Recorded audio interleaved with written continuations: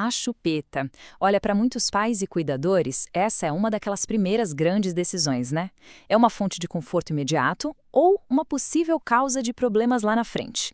Hoje a gente vai analisar as evidências para entender direitinho os prós e os contras, tudo com base nas orientações da Sociedade Brasileira de Pediatria. Então, a pergunta que não quer calar é essa: a chupeta é amiga ou vilã?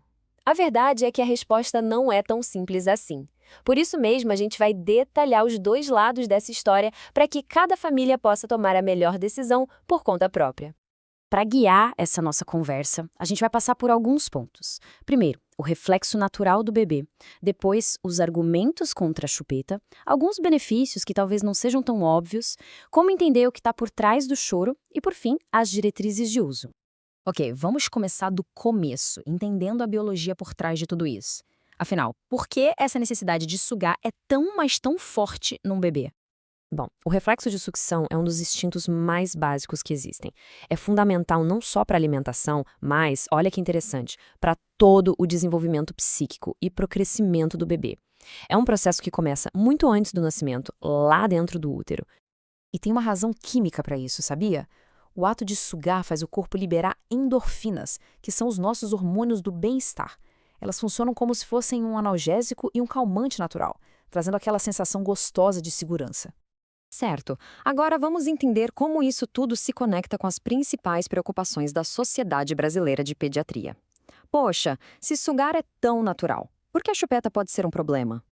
A principal preocupação começa na mecânica da coisa. Sugar o peito é um exercício super complexo, que usa vários músculos do rosto. Já a sucção da chupeta é uma ação bem mais passiva, mais simples. E é exatamente essa diferença que pode levar à famosa confusão de bicos. E essas diferenças mecânicas podem ter consequências bem reais. A tal confusão de bicos pode fazer o bebê ter dificuldade na pega correta, o que gera menos estímulo para a produção de leite da mãe e, às vezes, até um ganho de peso insuficiente para o bebê. E essa alteração no desenvolvimento dos músculos vai além da amamentação, viu? A longo prazo, ela pode acabar impactando a saúde da boca, o alinhamento dos dentes e até a forma correta de articular os sons da fala. Outro ponto que precisa de atenção é o risco de infecções. As chupetas podem acabar virando um lugar perfeito para germes, aumentando a chance de sapinho e principalmente de otites, aquelas infecções de ouvido bem doloridas. Bom, depois de olhar para todos esses riscos, a história dá uma virada importante quando a gente olha os possíveis benefícios. Pois é, apesar de tudo, existem situações em que a chupeta pode sim ser recomendada. As principais vantagens são estas aqui: um possível papel na prevenção da síndrome da morte súbita do lactente, o uso como uma ferramenta para confortar em momentos específicos de dor e também uma ajuda no desenvolvimento de bebês prematuros. Então, o ponto crucial é esse benefício, que é bem significativo. Vários estudos mostram uma associação entre o uso da chupeta na hora de dormir e uma menor chance de morte súbita. Mas a própria SBP comenta que muitos bebês soltam a chupeta assim que pegam no sono, o que levanta a dúvida se essa propensão continuaria, né? E isso tudo nos leva para o centro da questão: entender o que o bebê está tentando comunicar. Muitas vezes a chupeta entra para silenciar o choro, mas o que será que aquele choro significa de verdade?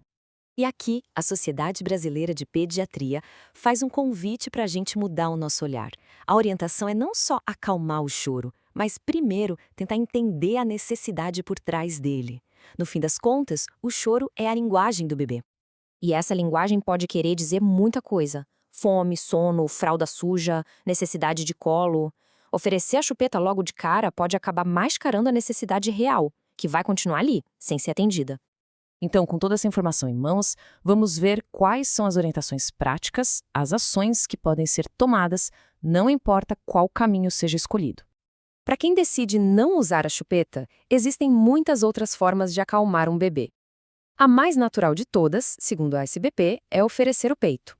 Mas o colo, o contato pele a pele e a nossa voz também são ferramentas poderosíssimas. E se a opção for usar a chupeta, a SBP indica um caminho para diminuir os riscos. Primeiro, esperar a amamentação estar firme e bem estabelecida. Depois, restringir o uso só para momentos-chave, como na hora de dormir, e já ir pensando em tirar por volta de 1 ano. E claro, se a retirada virar um desafio, é sempre bom buscar ajuda profissional.